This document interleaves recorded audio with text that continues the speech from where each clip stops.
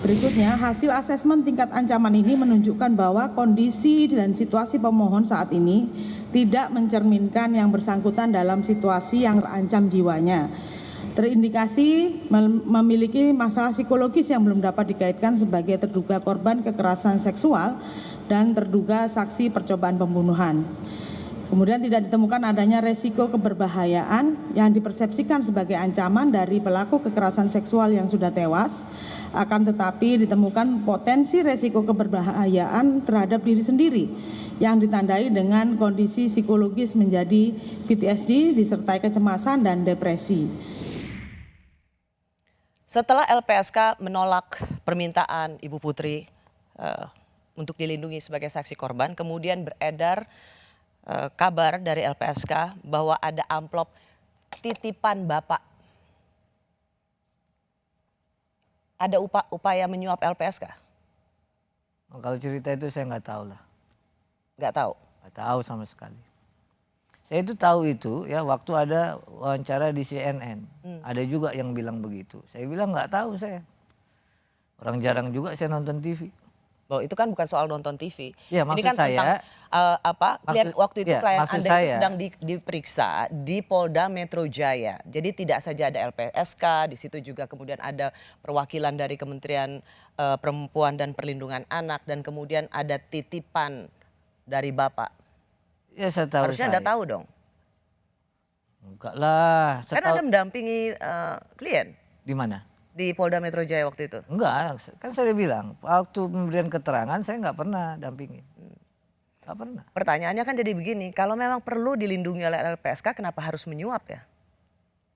Ya makanya saya nggak tahu cerita soal ada titipan amplop coklat itu, nggak tahu saya. Ya kan.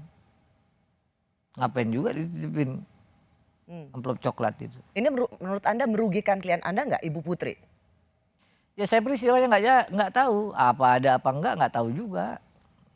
Kaitan kalau ditanya soal kaitan amplop coklat itu saya nggak tahu.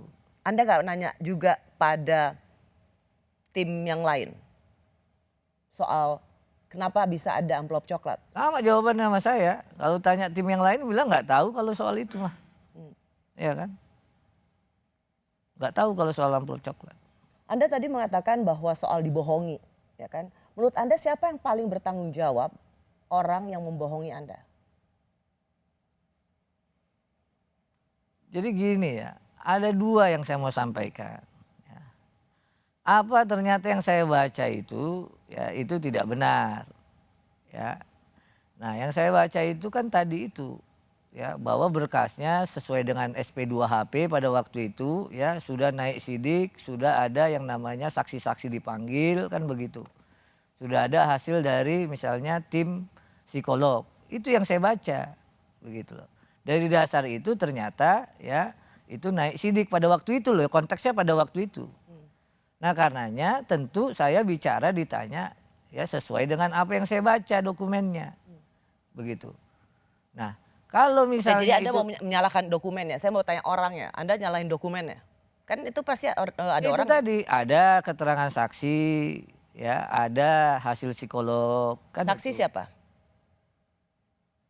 Saksi yang di rumah itulah. Yang ada ajudan dan termasuk ada Pak Ferry Sambo. Ya saya nggak terlalu detail lah itu yang itu kan prosesnya masih waktu itu kan di Polres Jakarta Selatan sama di Polda. Gitu.